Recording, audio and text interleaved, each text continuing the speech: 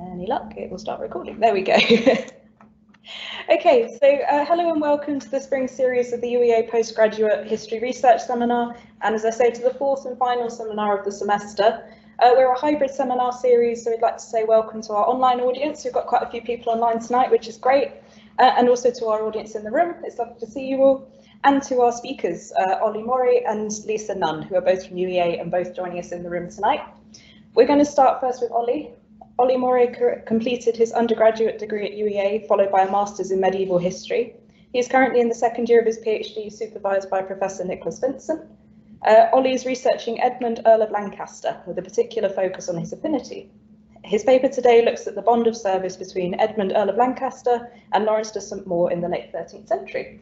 So I shall invite Ollie up to the front, and I will share his PowerPoint with us. Thank you. Right. In October 1295, Edmund, Earl of Lancaster, brother of King Edward I, granted to the Abbess of St Clair without the walls 10 acres of land in Hartington, Derbyshire. The grant was witnessed by members of Edmund's affinity, that is, those men who served as his knights, clerks and attendants. The witnesses included known associates of Edmund, such as Walter de Hellion, Geoffrey de Langley the Younger and Roger Brabazon. All of these men had associations with Edmund that stretched back over 10 years. Another individual who witnessed this grant was Edmund's knight Laurence de St Maur. What is notable about the grant of October 1295 for Laurence is that it marked an association between Laurence and his lord Edmund that had spanned over 40 years, nearly their whole lives, since their first known association as children at the Royal Palace of Windsor in the 1250s. In this paper, I'd like to outline the career of Laurence de St Maur in Edmund of Lancaster's service, and in doing so, I hope I can show you the value in the study of Edmund of Lancaster and in his affinity. But before we can begin, we must first ask the basic questions of who was Edmund of Lancaster and why is he worth studying. So Edmund of Lancaster was born on the 16th of January 1245. He was the fourth child and the second son of the English King Henry III and his wife and Queen Eleanor of Provence. The birth took place at Westminster, where Eleanor had given birth to her first child, Edward, the future Edward I. Their choice of name for their sons were noteworthy.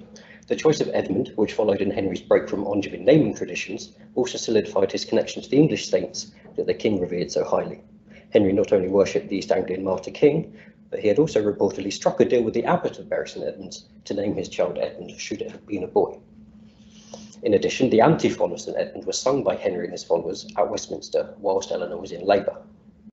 The name also had deeper connections to Henry and Eleanor on a personal level. The canonization process for Edmund of Abingdon, the late Archbishop of Canterbury, was underway, and Henry had his pall delivered 2 days before the birth, and it was Edmund of Abingdon who had married the king and queen 11 years earlier in January 1236. Now, Edmund's historical reputation has been dominated by his association with the Sicilian business, which has been seen as an overambitious act of folly by both contemporaries and modern historians. In 1254, when Edmund was 9 years old, Henry III accepted an offer made by the Pope to place Edmund on the throne of Sicily. Henry's plan never came to fruition, and the financial burden of the project was one of the many factors that led to the armed rebellion of the nobles in Parliament of 1258 and saw Henry exceed the provisions of Oxford. Edmund played only a minor role in the struggles between the Royalists and the Reformists between 1258 and 1265, and was not present at the Battle of Evesham that saw Henry and Edward triumphant. Edmund was, however, one of the biggest winners from the fallout of 1265. Having not received the Kingdom of Sicily, Edmund was no doubt expecting a significant settlement, and soon after Evesham he received the first of the 3 earldoms that he would come to acquire. The earldom of the late Reformist leader Simon de Montfort was given to Edmund in October 1265. Over the next 2 years he would come to acquire the earldom of Derby and would be granted the honour and earldom of Lancaster in 1267. Edmund was then the founder of the House of Lancaster, and these lands would later become and still remain the royal estate, following the accession of the Lancastrian Henry IV in 1399. At the time of Edmund's death in 1296, his estates stretched across England. This is my very approximate mapping of Edmund's lands at the time of his death in 1296, based on his Inquisition post-mortem. But do note this does not include a collection of manors that would have been clustered around here in Gloucestershire and here in South Wales, that he would often swap with his brother Edward I, sort of akin to the two brothers swapping trading cards. In these cases were manors and castles of strategic benefit. Edmund has been remembered for his loyalty to his brother, and with the exception of one major quarrel in 1274 over Edmund's status as Steward of England, he never rose in rebellion or opposition to his brother.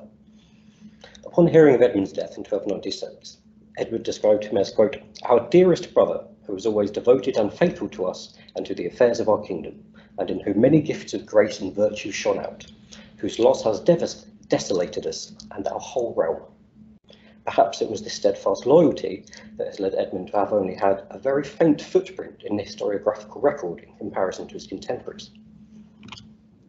E.F. Tout's 1894 biography of Edward I, Edmund was described as, quote, "not quite the man to exercise a strong influence over anyone."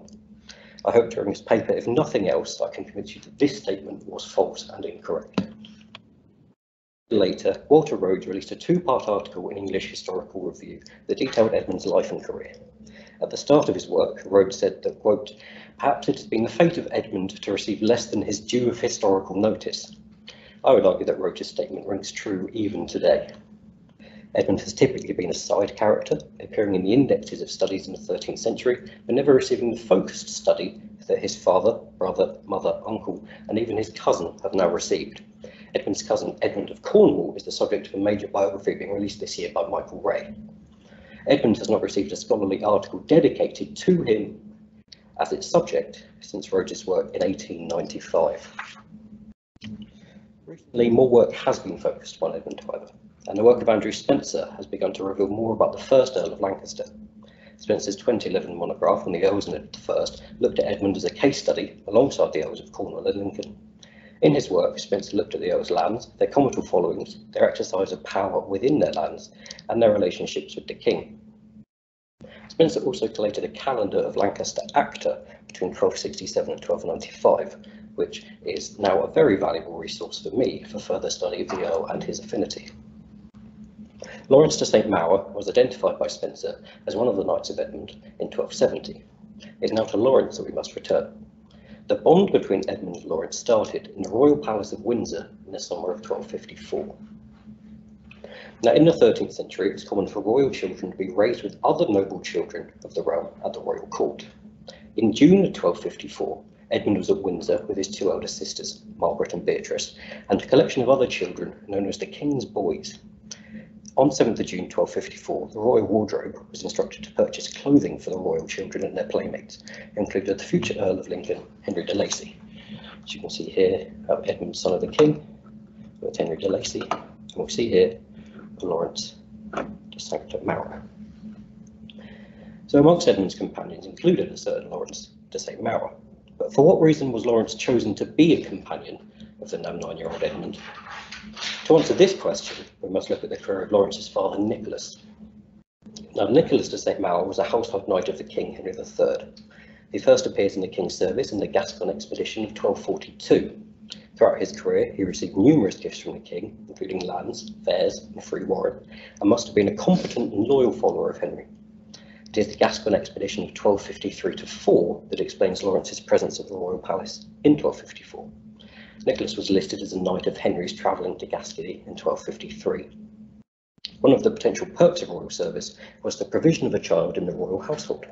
Laurence must have been placed as a ward of the king at this time and was sent to Windsor to be raised amongst the royal children. The named presence of Nicholas de Langley, as we can see here, the son of a royal official, Geoffrey de Langley the Elder, in the clothing order of 1254, would suggest that this was an exercise that king and queen practiced. This son of Geoffrey de Langley does not appear elsewhere, suggesting an untimely death, but his brother, Geoffrey de Langley the Younger, would also become a member of Edmund's affinity. So it was that Edmund, aged 9, would meet one, if not two, of his lifelong companions. Laurence next appears in the governmental records in January 1266. Laurence had been given the lands of Richard de Hemington, one of those taken as a rebel after Evesham in 1265. Richard was deemed to have been seeking shelter rather than acting in rebellion towards the king, as per the word of Edmund himself, and he was given back his lands. But what this instance tells us is that Laurence was of an age to hold lands and was loyal to the royalist cause. This must place Laurence at a similar age to Edmund, who was now aged 21. Perhaps it was this incident that reacquainted Edmund with his childhood companion. 12 1266 was a good year for Laurence, despite returning Richard de Hemington's lands. His father Nicholas endowed him with the manor of Rode in Somerset, as well as other lands in Northamptonshire and Warwickshire. It is in 1270, however, that it becomes very clear that Laurence was now a member of Edmund's affinity. In May 1270, Laurence was one of the witnesses of a grant made to Edmund by Henry of Dunley. In addition, he was listed as a witness to a charter of Edmund dated 23rd of October 1270, alongside other knights of Edmund. This was the first of 13 extant charters of Edmund, but Laurence is listed as a witness between 1270 and 1295, which we have Andrew Spencer's work here. We see 13. Plans were also being made in 1270 for the Crusade. Edmund, alongside his brother Edward, had taken the cross in the summer of 1268. Laurence was one of those who had also pledged to the Crusade and was given protection as a Crusader in 1270. He almost certainly travelled to the Holy Land with Edmund, as he was given renewed protections and appointed attorneys in his absence in February of 1271, the very month that Edmund would set sail. In the year prior to Edmund's departure on crusade, he issued at least 16 charters, mostly to his followers, to ensure their lands before they departed on crusade. Laurence witnessed one charter on this lad's tour of England prior to the crusade, where he was the witness to a gift by Edmund to Geoffrey de Langley the Younger, for Geoffrey's, quote, homage and service. Edmund returned from the crusade in 1272. Laurence is next listed with Edmund's service in January 1274, where he witnessed the confirmation of Edmund's gift to Geoffrey de Langley the Younger. Clearly both men had survived the crusade with their lord. He also witnessed a grant made by Edmund to Ralph de Kirkton in February 1275. Laurence's first wife, Emma, also appears to have died in 1275. Unfortunately, very little is known of her or of their marriage. In 1276, Laurence went on the king's service to Santiago, Spain. In the service to Edmund, therefore, we can see that he was also given opportunities to serve the king, Edward. Laurence appointed as his attorney Robert Waldchef, most likely identified as the brother of another of Edmund's associates, Alan de Waldchef, who you can see here as a witness to 3 of Edmund's charters. It becomes clear throughout Laurence's career that Edmund's affinities' lives were interwoven, and that they came to rely on each other as much as they relied on their lord. Family connections were very important, and the St. Maurs appear to have benefited as a family from Edmund's service. And Nicholas de St. Maur, who could be identified as Laurence's brother, was given protection for 1 year in the summer of 1276 for a pending service in Navarre for Edmund.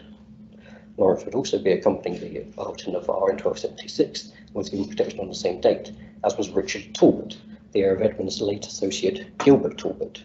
You can see here his father, Gilbert there, witnessing 14 of his charters. By this time, Laurence was not only Edmund's knight, but was serving as his steward, further cementing his permanent presence in Edmund's inner circle. For this journey, Laurence once again nominated 2 associates of Edmund's as his attorneys, namely Roger Brabazon and Robert Waldchef. Roger Brabazon appearing here. Edmund and his followers had returned to England by March 1277, when he issued a grant to Stanley Abbey in Wiltshire. Laurence was one of the witnesses. 3 years later, Laurence was listed as a witness to a charter that Edmund issued to Aaron, a Jewish man who was also in the service of Edmund. In this witness list, Laurence finds himself as the first listed witness, which may indicate his importance within Edmund's following by this time. In 1281, another St. Maur appears in Edmund's service. Laurence's brother, Ralph, appears alongside Laurence in a charter of Edmund's issued on 20th of May 1281 in London. The 2 brothers would witness a further charter 4 days later at Westminster on 24th of May, and also bore witnesses to inspections of Edmund's charters on the 20th of May, the 28th of May, and the 1st of June 1281. Laurence and his brother would continue in Edmund's service. They both served in the defeat of the Welsh in 1282 and witnessed Edmund's charters at Rutland, North Wales. 3 years later, Laurence witnessed 2 charters of Edmund's in spring and summer of 1285, concerning lands in Staffordshire and Herefordshire. Laurence would once again accompany Edmund to the continent in the 1280s, and was given protection in October of 1289 to serve alongside Edmund, who was crossing the Channel on the King's business. Another recipient of this protection was Geoffrey de Langley the Younger, whose service in Lancaster's affinity, as we have seen, often mirrors that of Laurence de St. Maur's. The bonds that Edmund's knights had with each other are occasionally shown in the evidence. For example, in July 1289, Isabel de Vesci the widow of John de Vesci, was to be delivered a property as part of her dower, that was in Laurence's hands. Vesci, who was primarily a servant of the king, but was also associated with Edmund, was one of those boys who had been at Windsor Palace in 1254, alongside Geoffrey and Laurence. Laurence's ownership of these manors, namely Newton, Supermare and Yerdhill, were extended by a year, and they actually remained in his hands at the time of his death in 1297. Laurence continued to serve Edmund on military service into the 1290s. He was the keeper of Jidburgh Castle on the Anglo-Scottish border in 1292 and travelled to Wales with Edmund in the same year.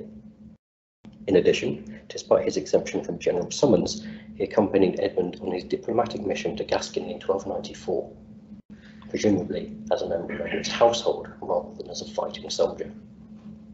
In service to Edmund of Lancaster, Laurence de St. Maur was able to benefit in the most traditional way. He was in receipt of numerous gifts of land. Laurence's land endowment from Edmund was significant. He received lands and rents worth £78 per year in Northumberland and Sussex, and according to Andrew Spencer's calculations, which I have no reason to doubt, Laurence received the most generous grants of all of Edmund's followers. The location of these grants is notable, for Laurence was able, at Edmund's gift, to receive lands across the country.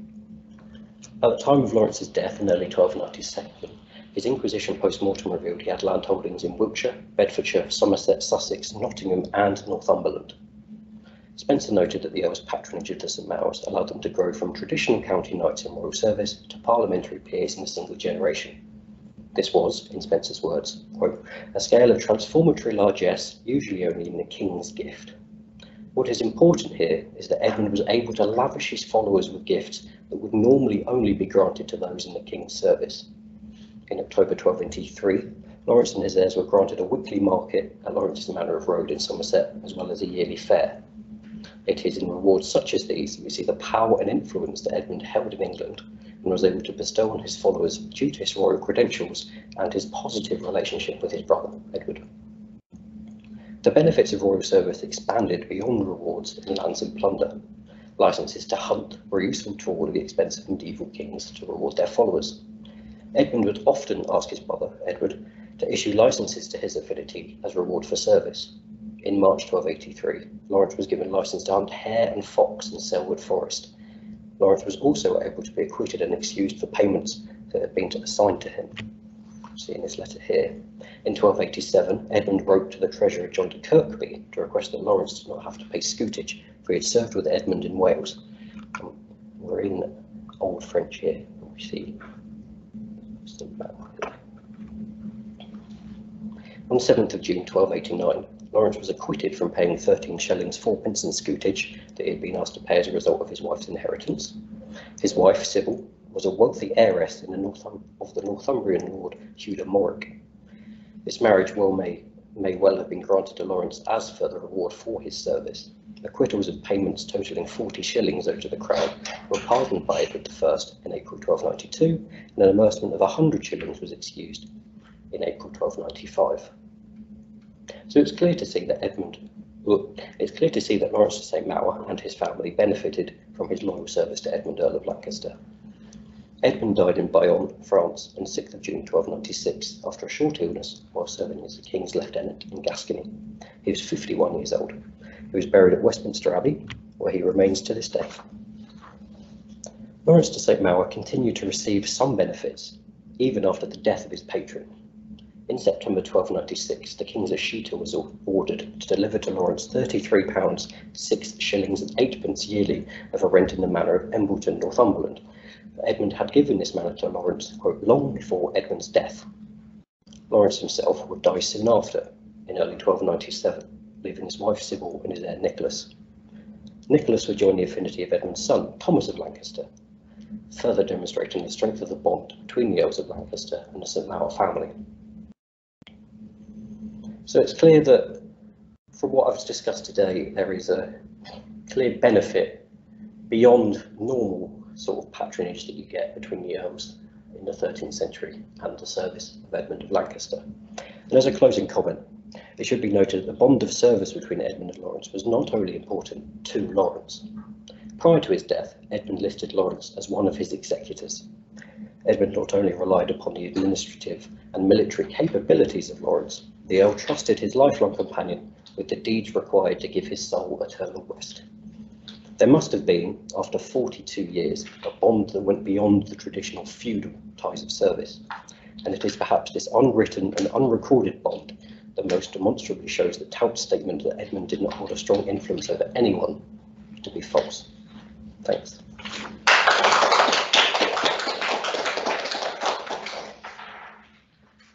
Thank you ever so much, Ollie. It's amazing how you can reconstruct those sort of connotations between sort of such legal documents and bring it really back to life. So thank you ever so much for that.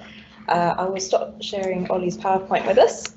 And as I said earlier, we're going to go and do both of the papers back to back. So we're going to go straight onto Lisa's paper. So I will share Lisa's PowerPoint with you now. So Lisa Nunn is a postgraduate research student at the University of East Anglia in the School of History, and she's researching under the supervision of Dr Joel Halcomb. After a school teaching career, Lisa returned to study at UEA and was awarded MA distinction in early modern history. And the paper that Lisa's going to give us this evening forms part of her research project, Sex, Gender and Political Culture during the Cromwellian Protectorates between 1653 and 1659. So I will invite Lisa up to the front and we'll get organised. Over to you. Thank you. So good evening, everyone, and thank you, Louise, for that introduction and for the invitation to speak about my research. The 1650s have been the Cinderella period of 17th century studies. Much of the existing scholarly work has stressed the role of the army during the Protectorate, resulting in a picture which is overly formal and institutionalised. My research developed that of recent scholars by providing a more nuanced view of political culture during the 1650s, exploring the nature of power and authority under the Lord Protector. I used non-traditional material culture sources. These are principally portraits, but also many other objects, for example, clothing including armour, jewellery and weaponry, and items which were chosen by the Cromwells to furnish the palaces which they inhabited as a de facto royal family from 1654 onwards, for example, tapestries, beds, sculptures and other paintings. I employ a framework of gender analysis to examine this material culture and set it in the context of mid-17th century thought on the roles of men and women and how this related to the experience and exercise of power. My research demonstrates that the portraits of Oliver Cromwell as head of state are unusually diversified. They vary enormously from unpretentious images, which seem to reveal the real nature of the man, to elegant and strongly monarchical images, which exude power and authority. These portraits were produced and distributed for different purposes. I'll begin with this remarkable image, one of the highest quality portraits committed to coin at the time of its production. After first experimenting with images of Parliament on coin, Cromwell's head appeared on coinage for the first time in 1656, using the classic Roman formula of the imperial laureate profile. The protectoral coat of arms depicted here on the reverse had evolved from 1653 as a symbol of the authority of the regime. It combined the arms of England, Scotland and Ireland, surmounted with a crown. The Cromwellian family arms are in the centre, the dragon representing Cromwell's Welsh ancestry. The motto, Pax Quaerita Bello, translates as peace sought through war. The issue of coins was extremely limited, and Samuel Pepys mentions their collectability as well as the image's likeness to Cromwell as early as 1660. It's interesting that Cromwell chose to use his own head as a symbol for the economic power of England in the same year that the harmful Major General's experiment had come to an end. So the imperial profile forms a magnificent contrast to these images, which we can reasonably assume were more routinely seen by commoners than the gold coins on the previous slide. The Dutch medal displays at the bottom a crude profile of Cromwell, cast in 1650, when Cromwell became Commander-in-Chief of the new model army after the resignation of Sir Thomas Fairfax, who is shown on the reverse. The inscription on this medal translates as, "The one man is the other's devil, the one sot is the other's fool." The cartoon above that medal from 1652 has Cromwell wearing clothing very similar to that in the portraits, which we used to publicise this seminar, but with the addition of a snake's tail, if you can see that clearly, and the tail is actually completely filled with coins. Fairfax features again, standing to the right and offering Cromwell 3 crowns, presumably of the 3 nations, England, Scotland and Ireland. The whole image suggests that Cromwell projected a lust for money as well as power. The final cartoon on the right, produced in 1653, the year Cromwell became Lord Protector, has him already crowned and holding the sword of justice and the orb of sovereignty. Behind him is the scene of Charles I's beheading at Whitehall. On the right is a blindfolded figure of justice holding a sword and scales in which the head of Charles I outweighs the orb of sovereignty. There are 6 scenes between the figures and 4 beneath them, all showing satirical representations of Cromwell's coronation, his meeting with the Privy Council and the subsequent celebrations, which include a banquet and people drinking from barrels in the streets.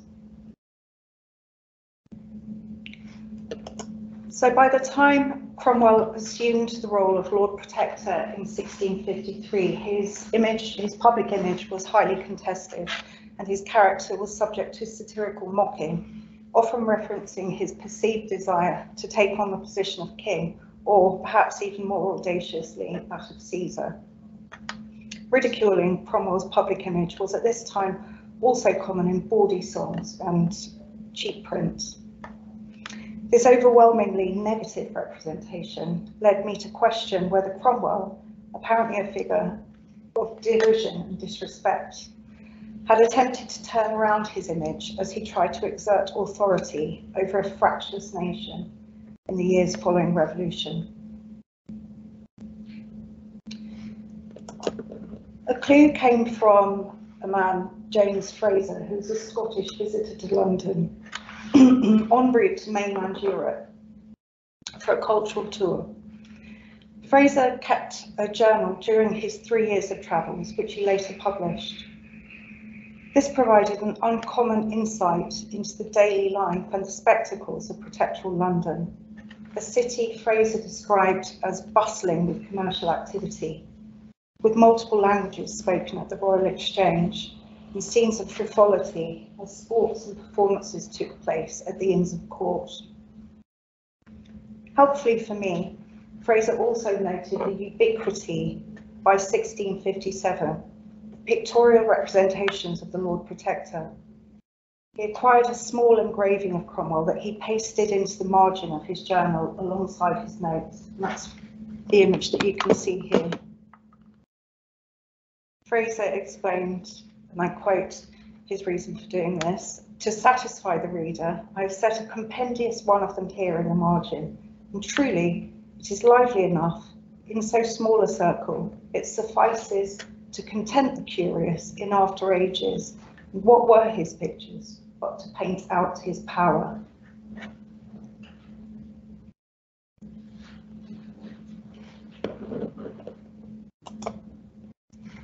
Most scholars have focused on Cromwell's own words in their assessments of his motivations and judged that he lacked political guile. The much repeated belief that Cromwell demanded to be painted warts and all has contributed to the view that Cromwell avoided the black arts of political manipulation, especially of his own image. Few scholars have examined Cromwell's portraits at all, but in her assessment, Constructing Cromwell, Ceremony, Portrait and Print, Professor Laura Lunge-Noppers directs much of her analysis to this portrait, which she claims exhibits the most Puritan and plain style of all. Noppers acknowledges that constructions of Cromwell were fraught and varied under the late Protectorate, but maintains that these contested images originated from outside the Protectorate court. I have found that this Maskell portrait reveals just one of Cromwell's faces. Other portraits issued by the court, and therefore controlled by Cromwell himself, mythologized his image in 3 distinct ways.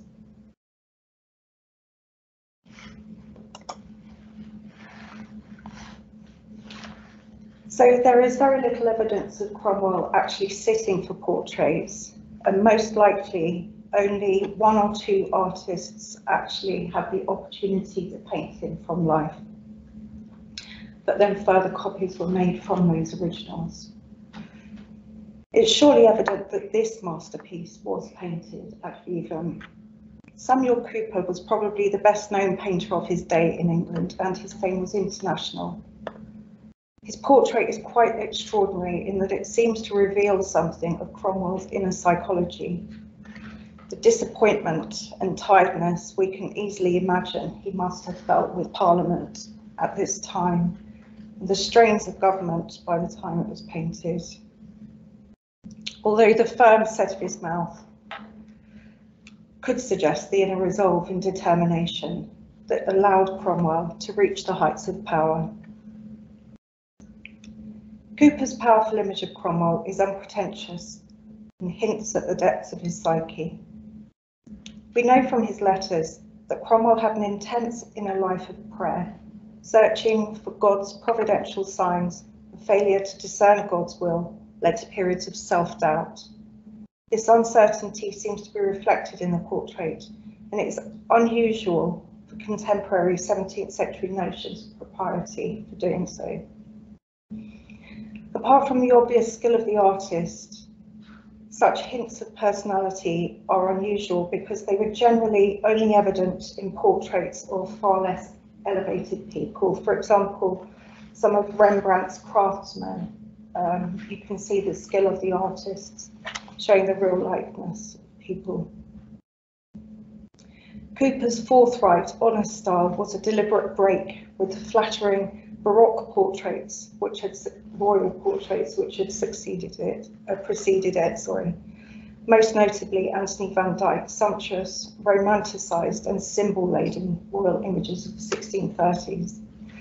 The incredible vivacity of Cromwell's features in this portrait, his roughly shaved beard and peculiar warts are all testament that this portrait must be from the original, from which numerous copies were taken.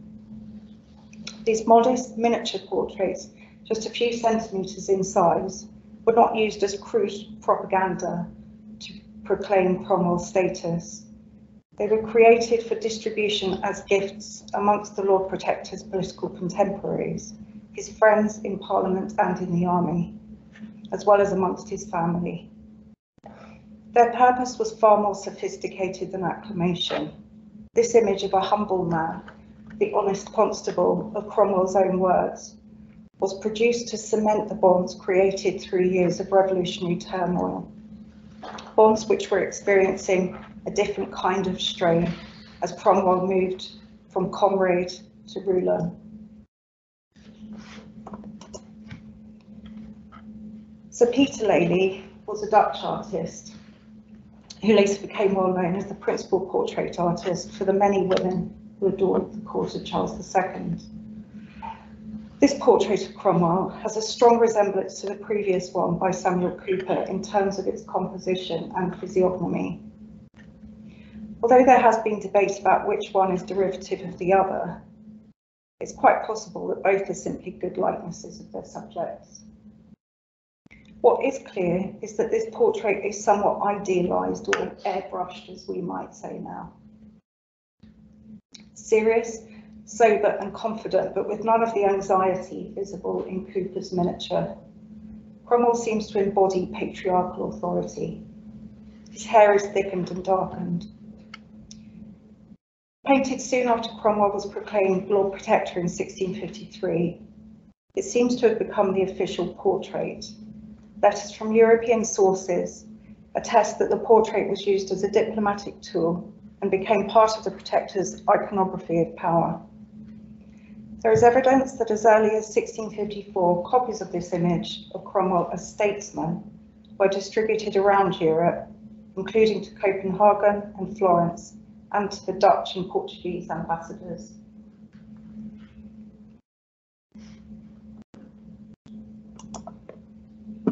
My final image is one which unashamedly employs the iconography of the monarchy. Wick's equestrian portrait brings iconography of Cromwellian portraiture to the last years of the Lord Protector's life. The full-length format increases the sitter's aura of power. You have to imagine that this portrait is life-size or even bigger than life-size and displayed high above a doorway. So to view it, you'd be looking upwards. It would be absolutely awe-inspiring. Further magnificence is implied by the equestrian study, which was admired in Renaissance and Baroque courts. Cromwell is theatrically displayed here as a ruler, a warrior, and a knight in the tradition of ancient Greek and Roman and Renaissance equestrian monuments. Skilled horsemanship was the epitome of masculine virtue, and Cromwell's skill and interest in horses was renowned. Patrick Little has written a really interesting article on the stud, horse breeding stud of Oliver Cromwell at Newmarket. The effortless ease with which Cromwell controls his superb equine demonstrates his power. Unlike other equestrian portraits of Cromwell, where backgrounds vary from English landscape to scenes of battle, the setting of this picture is probably North African. Behind the sitter spreads the dusty brown shades of the desert, punctuated by rock formations in a fortress town. In accordance with the backdrop, the artist has chosen to depict Cromwell's servant as an African. And this certainly helps to evoke a foreign rather than a domestic setting, and probably refers to English military action in the Mediterranean in 1655. So it was in April of 1655 that Cromwell had ordered the bombardment of Tunis and brought about the release of English prisoners.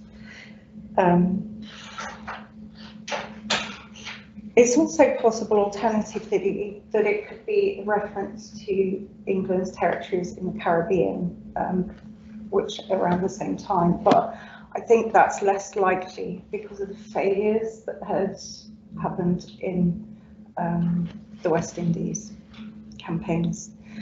So this image is very much an image of Cromwell, who had by this time completely supplanted the King of England, and he is being shown triumphing over his adversaries. So image, visual expression and display suffused the early modern court, and the protectoral court was no exception to this. Oliver Cromwell was fully aware of his self-representation. He had a sophisticated understanding of the importance of his own public image, and he cleverly manipulated his image to appeal to different audiences. My work demonstrates that Oliver Cromwell was not just motivated by his undeniably strong religious beliefs. He had a thirst for power. This was a level of ambition which his contemporaries accused him of, but which historians have so far excused him from. There's plenty more work to be done on the topic. And that's it.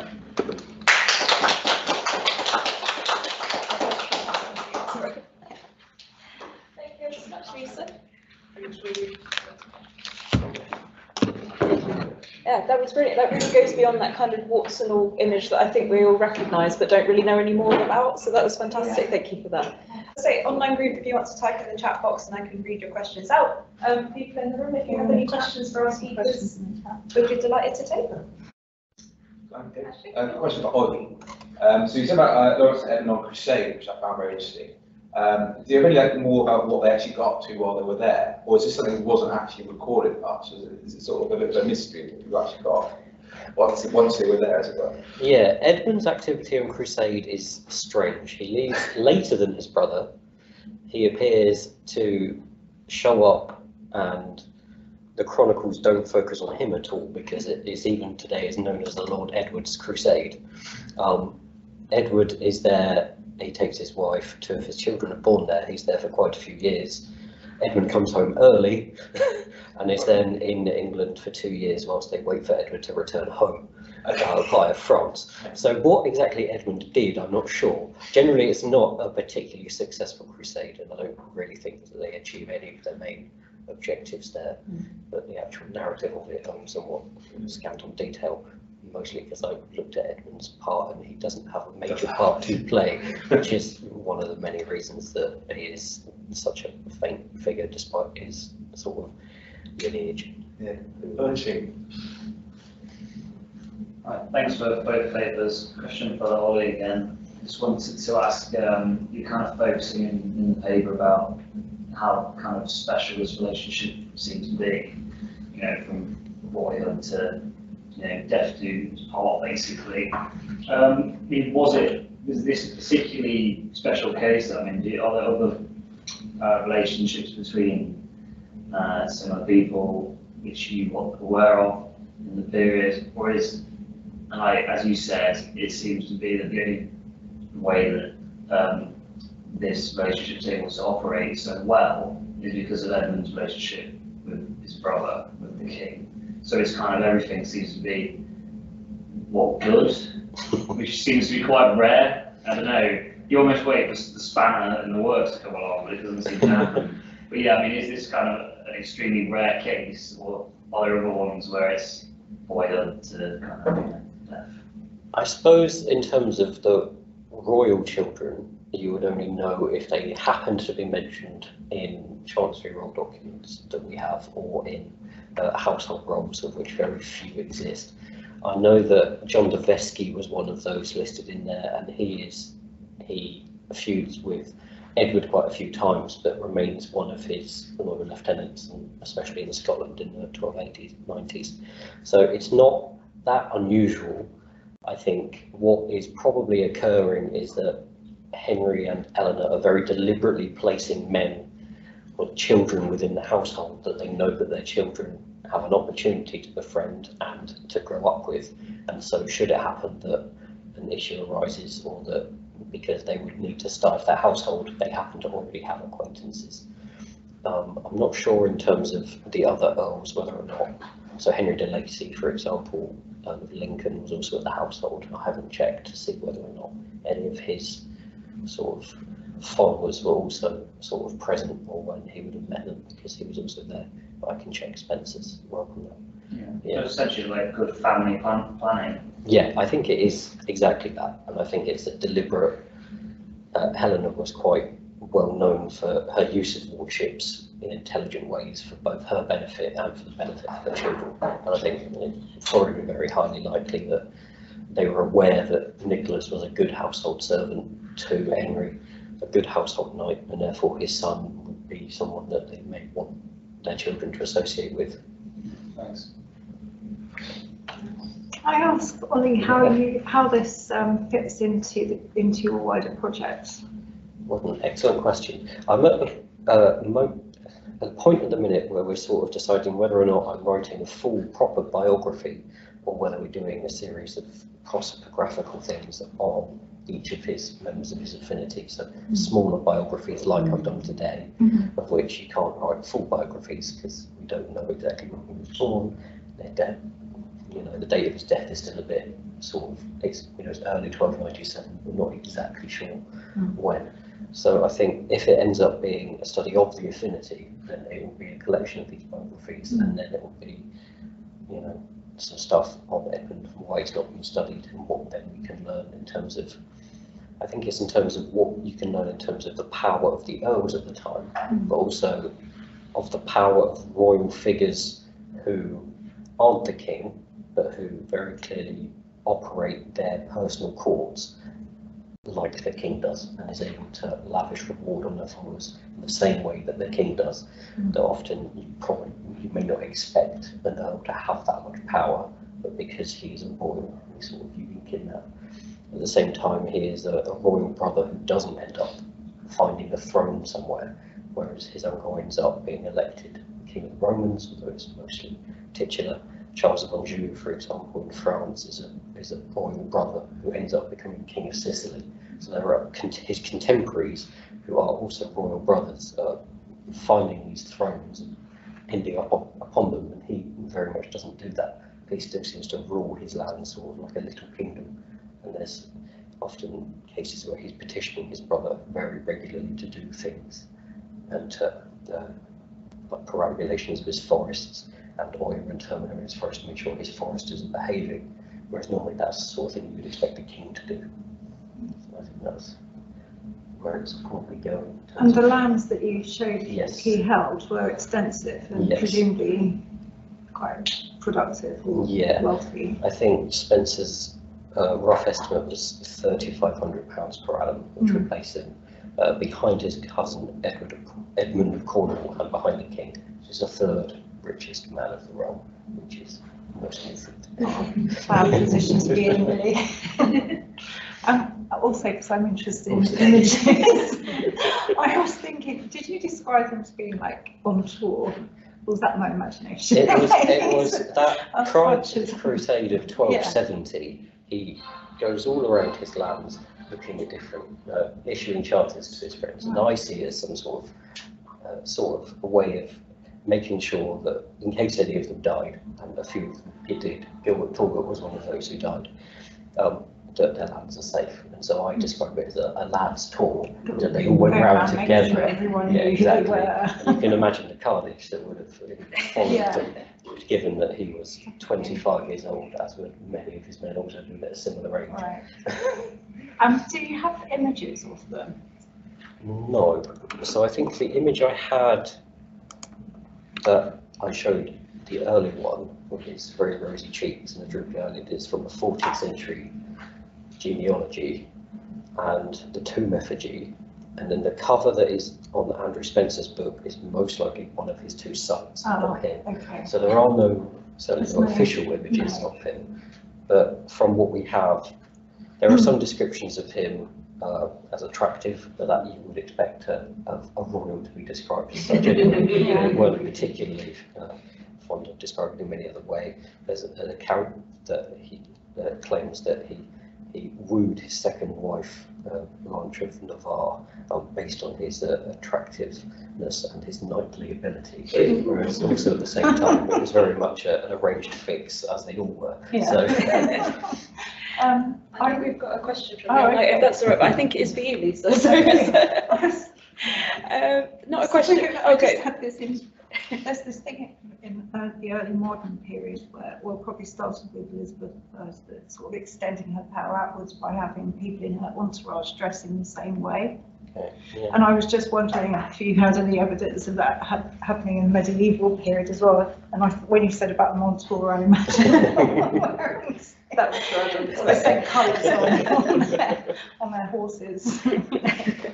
Louise online says, thank you both very much for your interesting talks. Not a question as such, but for Lisa. I also heard your talk last year discussing the dresses of the females of the Cromwell family. Your study seems to be such a rich source of comment on the family in the times. I just wonder why it's not been subject to previous study. Probably not something you can answer though. Well, I think the main thing I can imagine, my view on it is simply that historians who've been particularly interested in the period, or hello Louise, by the way, historians that have been particularly interested in the period, the sort of revolutionary period, have tended to be more interested in the sort of high politics or the military side of it. So there have been lots of studies on that, and then it was kind of extending outwards to sort of more local area studies and seeing how patronage within different families had affected people's loyalties to, one side or the other, and that seemed to probably at least a couple of decades were spent of people working on that kind of side of it. And I just don't think it's something that has really interested people. For the historians that were focusing on that time period were just not that interested in it. And I think historians who are interested in fashion and clothing and images were not conversely were not really interested in revolutionary politics. So it was just kind of fell between the two areas, I suppose. That's all I think. I don't think there's any sort of conspiracy of silence. Yes. I have a quick question for Lisa. It's just something I'm not a huge know-all about Cromwell, but I think he turned down the kingship and he was wanted to be seen as not the king. Do you see that in his portraiture? Because of the ones you showed, I thought the last one he very much looked like he could easily be king. That's the one you thought could have been used could have been a copy of an earlier one. Whereas the ones that are a bit more authentic, maybe he sat down for, I think he looked much more like a normal human being, as it were. Do you think it was a deliberate thing, or? Well, I think that's the argument that Laura Lunchemoppers was using, really, because she's saying that it was other people around him that were creating this image of him as the king. And there certainly was there were lots more portraits I could have used where he did look like a king. So I don't agree with that myself, because I think a portrait requires the sitter's authority or to allow it to be painted. And I don't think, even if he wasn't actually sitting for the portrait and it was using another portrait as, for the physiognomy, but which is what they did actually. They were really portraits of Charles II, but with the Cromwell's head slapped. Charles I, sorry, but with Cromwell's head slapped on. There are lots. There's a whole series of them, which I could have showed you actually, which are quite amusing like that. But it was still under his authority that they were being painted and distributed. So he could have prevented them if he didn't care? Yeah.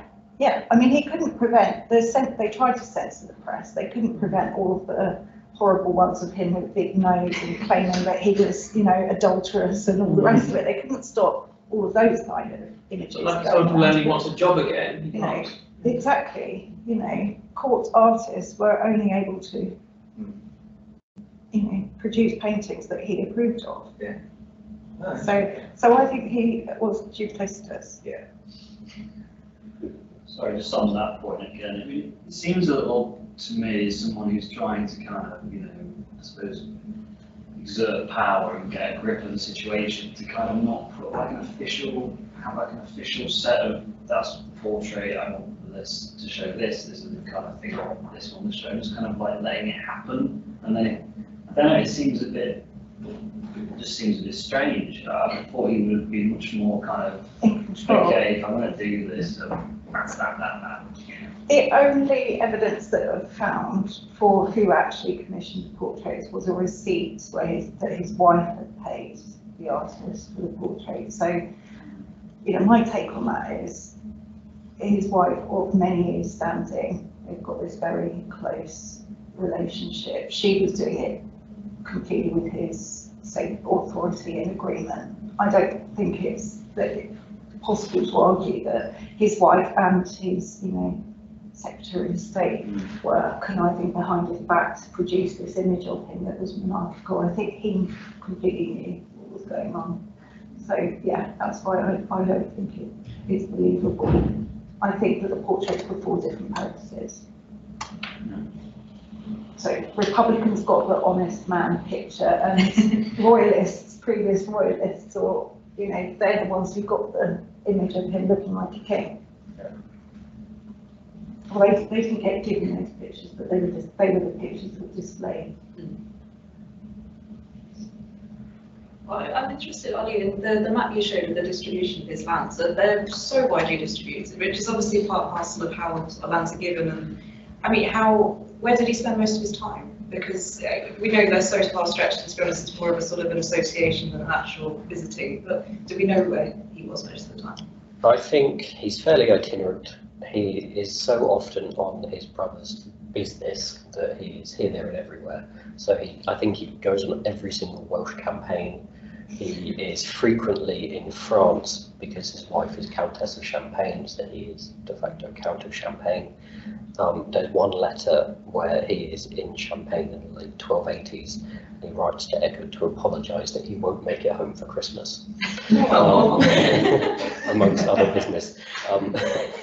But then I think he would have been able to access royal palaces. He probably would have spent quite a lot of time at Kenilworth. He was given to Savoy, to the west of London, by his mother, in the 1280s, I think, so he would have had that as an optional residence. But I think because he's moving around on business quite a lot, that he doesn't seem to have any sort of what we would consider a permanent residence. Yeah. He does spend some time in Lancaster, he does spend some time in Staffordshire, where he's got a lot of lands, but he's always on the move, it seems like. It just works really well, that kind of visual mapping of the lands. You can't really get your head around it if you're just reading through rolls and rolls. Yeah, and it's 632 manors across 20 counties, which is, it's 3 earldoms that he's got, that I just plotted there with him. So, Yes. Well, thank you again to our speakers. Give you another round of applause and thank you very much.